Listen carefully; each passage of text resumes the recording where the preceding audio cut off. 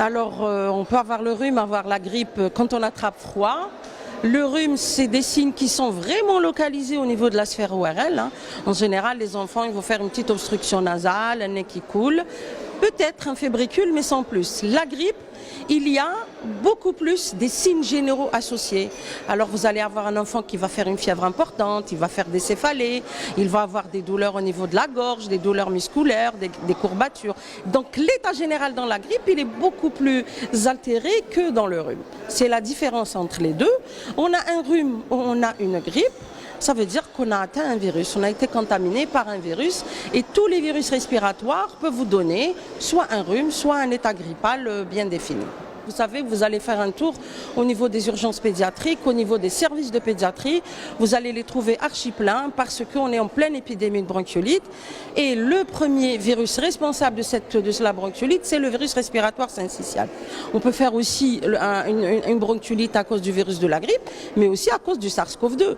La différence peut-être que vous trouverez avec la Covid-19, un tableau général un peu plus altéré, mais avec le dernier variant, on a bien vu que c'est pratiquement une simple grippe sans gravité. Et on a eu beaucoup qui venaient aux urgences pour consulter pour crise d'asthme parce qu'ils ont été contaminés par le SARS-CoV-2 quand il y a eu une personne qui a contaminé à la maison, le père, la mère, le frère. Ils ont décompensé, mais ma petite expérience, j'aimerais vous dire pas plus que les autres virus. C'était pas plus que les autres virus.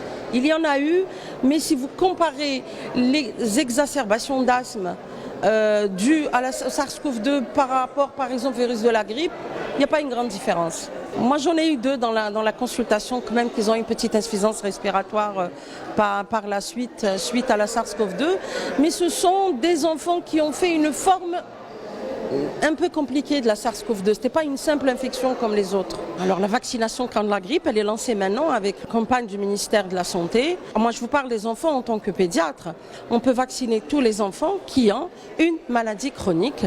Je vous parlerai par exemple des enfants asthmatiques. Consultation, nous suivons les enfants asthmatiques. On les fait vacciner, surtout ceux qui ont un asthme plus ou moins sévère. On peut vacciner les jeunes nourrissons qui ont par exemple une cardiopathie générale, une cardiopathie congénitale. On peut vacciner en fait tout le monde, mais surtout par rapport aux enfants, ceux qui ont une maladie associée en général.